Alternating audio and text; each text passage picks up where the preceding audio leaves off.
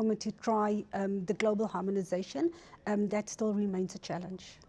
Yeah, I do think just that the change and how fast things are changing is driving that concern around budgets, around talent, around the retention of the skill.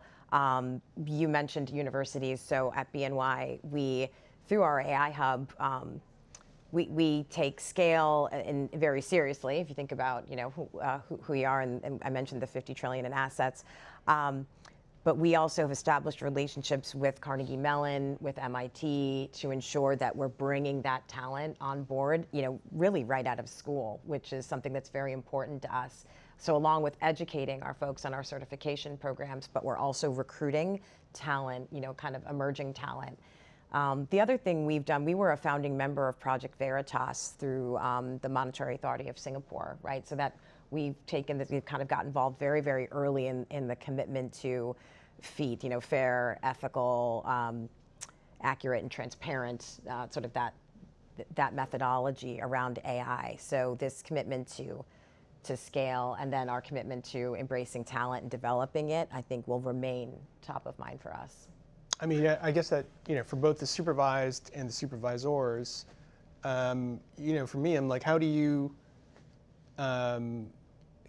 find and source and convince young talent that there's a mission there that's noble and that's necessary, versus, I guess, the allure of comps or startups or, Yeah, we have one thing in our favor, is the fulfillment, the feeling of public service.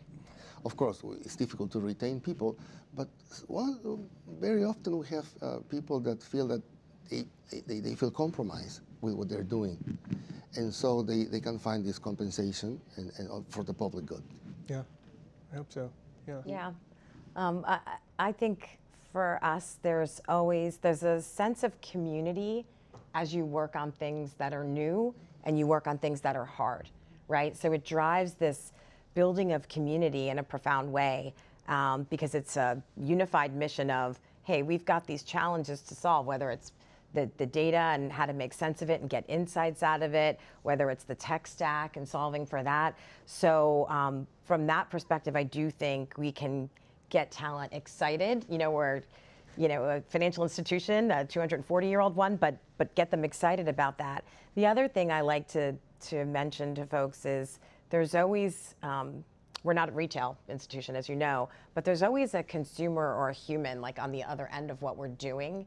And that's also a sense of purpose. Mm-hmm. Like if we're serving a pension fund, and those are firefighters, those are teachers, there's someone who is benefiting at the end of the day that our technology, our data platform is serving, right? So we're behind, we're sort of 1 or 2 levels behind that, but the ultimate recipient who's benefiting from that technology is someone who's making a difference. Therefore, I like to think that's driving our mission and our sense of purpose. So, I'm sorry, did I cut you off, Ansama? No. Okay, I appreciate that. Yeah, I mean, so we can all agree that the safer financial system is in everybody's interest, with the possible exception of the criminals out there who are, who may benefit from weakness in that perspective. I mean, there has to be, and we may talk a little bit about this, a certain amount of collaboration between the supervised and the supervisors, in order to make this future happen that we talk about, in which, these powerful technologies can be leveraged, to the benefit of financial stability. What is the current state of that collaboration, in each of your respective regions, and how could it be better? How could it, Ansama, do you want to? Yeah, so I mentioned the Innovation Hub and the regulatory sandbox, so that enables dialogue. It enables the collaboration within Namibia. Then as part of the Cambridge Lab, that also helps the peer-to-peer learning for us as regulators. I think it's important to share lessons learned, to share information, to learn from each other. So collaboration is definitely a cornerstone, but I think we need to do more, especially within Namibia, to build that ecosystem and to build the collaboration and dialogue around that. We have another space of collaboration, which is among supervisors. We have an association of banking supervisors of the Americas, ASBA, The US supervisors are there. And this is very potent because supervisors that are doing things that work can share with other supervisors how can they improve their ways of doing supervision.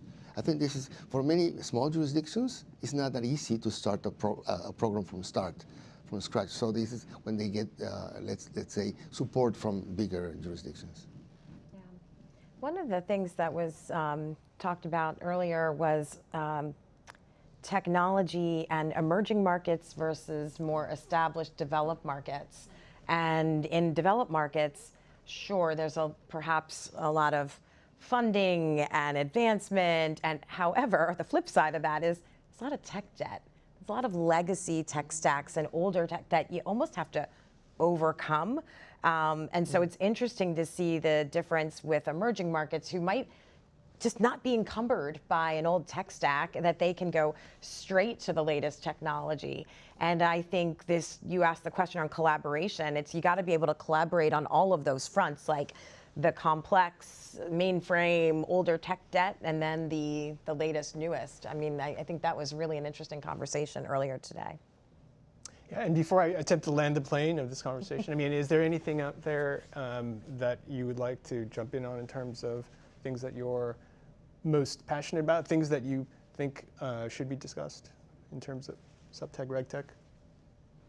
Yeah. I think the data residency requirements, I think we hit on it slightly, but with the different jurisdictions and what's required for